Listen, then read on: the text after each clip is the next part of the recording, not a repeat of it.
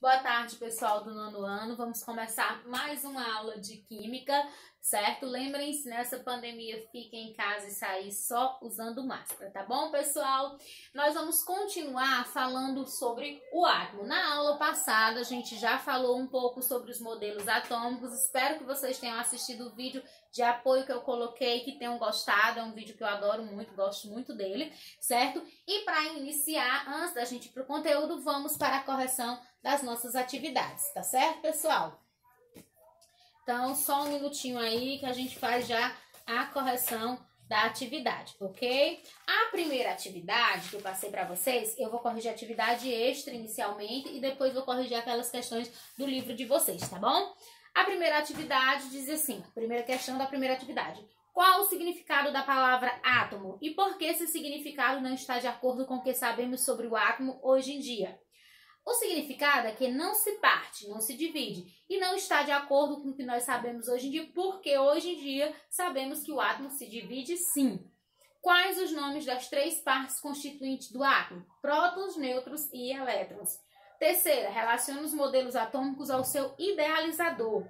Então, o modelo da bola de bilhar é o Dalton, modelo do pudim de passas, o Rutherford, modelo do sistema solar, o modelo do pudim de passas é o Thomson e o modelo do sistema solar é o Rutherford. Então, a ordem ficaria de cima para baixo, A, C, B, tá bom? Quarta questão. Qual a contribuição de Niels Bohr no modelo atômico de Rutherford? Ele contribuiu criando as camadas estacionárias de energia, que são elas K, L, M, N, O, P e Q, que se não colocasse também não estaria errado. Defina os seguintes modelos atômicos. Letra A, modelo atômico de Dalton é aquele modelo que o átomo seria uma esfera maciça, indivisível e indestrutível, chamado de modelo da bola de bilhar. Modelo atômico de Thomson. Para o Thomson, o átomo era uma massa positiva com os elétrons, que seria a carga negativa, incrustados nele. Por isso ficou conhecido como modelo do pudim de passas. E o modelo atômico do Rutherford-Bohr é aquele modelo que foi feito pelos dois cientistas, o Ernest Rutherford e o Niels Bohr, e para eles o átomo seria como se fosse, foi associado ao sistema planetário, ao sistema solar, porque a gente teria o núcleo sendo o Sol, como se fosse o Sol, e os planetas, no caso seriam os elétrons, girando em torno do núcleo, por isso modelo do sistema solar. A outra atividade extra também, né, na primeira questão dizia assim, em quantas regiões o átomo se divide? Qual o nome dessas regiões? Ele se divide em duas regiões, que são, na verdade, núcleo e eletrosfera, tá bom? Segunda questão, indica a carga elétrica das partes constituintes do átomo. Os prótons, eles têm carga positiva, os elétrons, carga negativa e os nêutrons, carga neutra. Terceira, quantas e quais são as camadas eletrônicas? São 7, e são elas K, L, M, N, O, P e Q.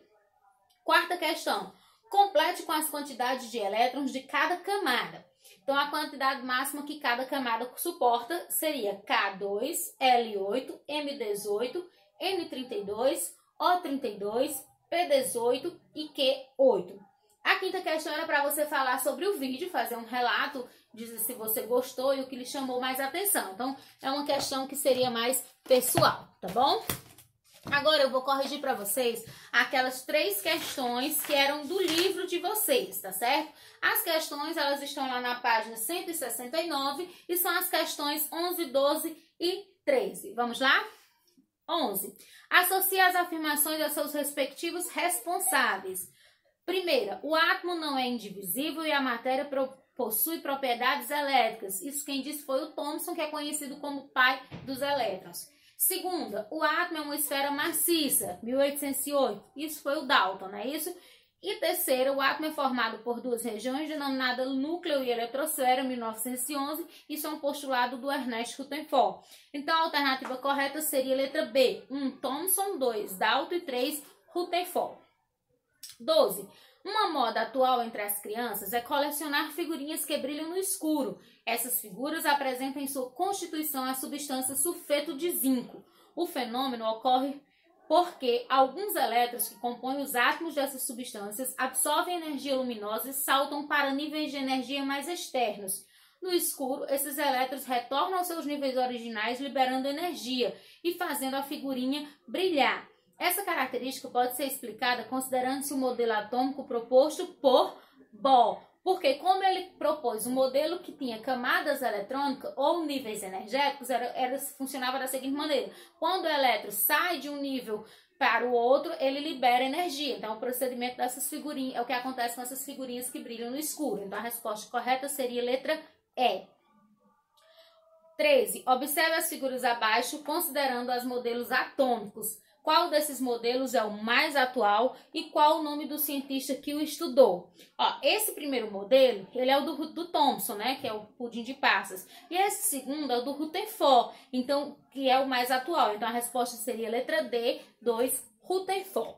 Tá bom, pessoal? Então, concluída essa parte, a gente já deu uma repassada em tudo que a gente viu na outra aula e, como eu disse, nós vamos continuar falando sobre o átomo, tá certo? Hoje nós vamos falar a gente viu que o átomo se divide em duas regiões, que é o núcleo e a eletrosfera. Então, nós vamos falar um pouquinho de núcleo e de eletrosfera. O núcleo ele é constituído por prótons e nêutrons. Toda a massa do átomo ela está no núcleo, apesar dele ser muito pequeno, porque os prótons têm uma massa maior do que os elétrons, tá certo? E a gente viu que os prótons têm carga positiva, nêutrons carga neutra e elétrons carga negativa. Um átomo ele é identificado pelo seu número de prótons. Então, o número de prótons a gente representa com a letra Z.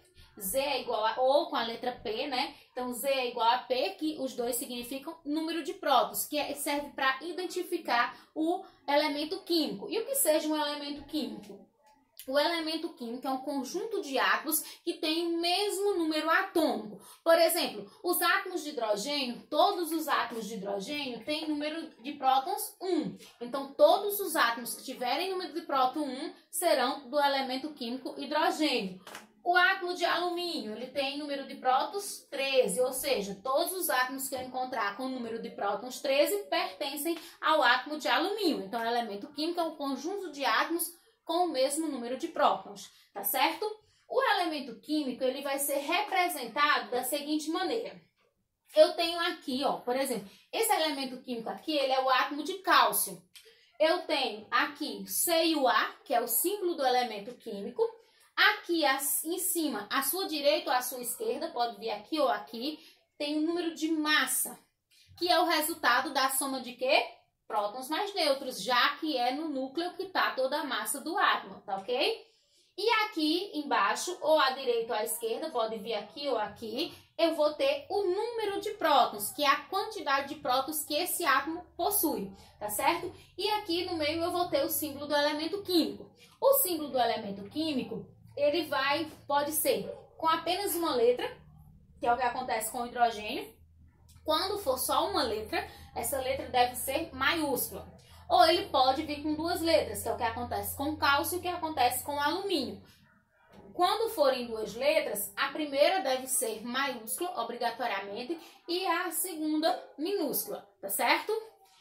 Então, aqui, vejamos o seguinte. Como eu falei para vocês, o número de massa ele vai representar o quê? A soma dos prótons mais os nêutrons. Por isso, para encontrar o número de massas, a gente usa essa relação aqui, ó. Massa, que a gente usa a letra A para representar. Tem alguma diferençazinha entre as letras e a relação com a nossa língua, mas não tem problema não, vocês já acostumam. Então, a A vai representar o número de massa, que é igual a Z mais N. E Z é o quê? Número de prótons. E N, o número de nêutrons. Somando os dois, eu tenho o número de massa do meu elemento químico. Agora, se eu quero descobrir o número de nêutrons, aí eu vou pegar número de nêutrons é igual a massa menos o número de prótons. Vamos pegar aqui como exemplo o átomo de cálcio. Se eu quiser descobrir o número de nêutrons do átomo de cálcio, eu vou fazer assim.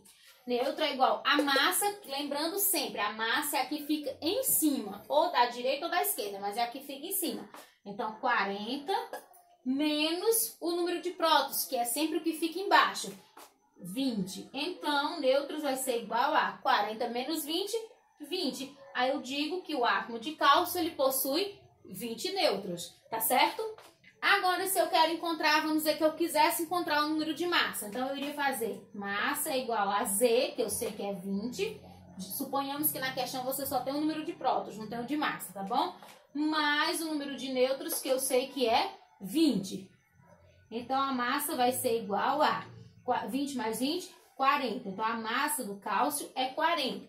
Por que eu estou fazendo isso aqui? Porque vai ter algumas questões na atividade de vocês que vão vir pedindo para vocês identificar. Tem o elemento, aí pede para você dizer o número de prótons ou o número atômico, pede para você encontrar os nêutrons e pede para você encontrar a massa. O número de prótons não precisa você ter muito trabalho não, porque quando ele dá o elemento químico, por exemplo, aqui no caso do alumínio, ele vai dar alumínio Al13. Então, você já vai saber que esse que está aqui é o número de prótons, então não tem que calcular. Aí, se você quer a massa, você vai somar os prótons mais os nêutrons, aí você encontra a massa. Já se você quer o nêutron, aí você pega a massa menos os prótons. Então, eu estou passando isso porque vai ter questões desse tipo para vocês na atividade, tá bom? Então, agora nós vamos compreender essa parte, essas formulazinhas aqui, ó. Então, eu acho que no livro de vocês só tem essa de A igual a Z mais N, que é para encontrar a massa. Essa daqui, para encontrar nêutrons, que é igual a A menos Z, não tem no livro de vocês. Então, tentem copiar no caderno e usar, porque vocês vão precisar.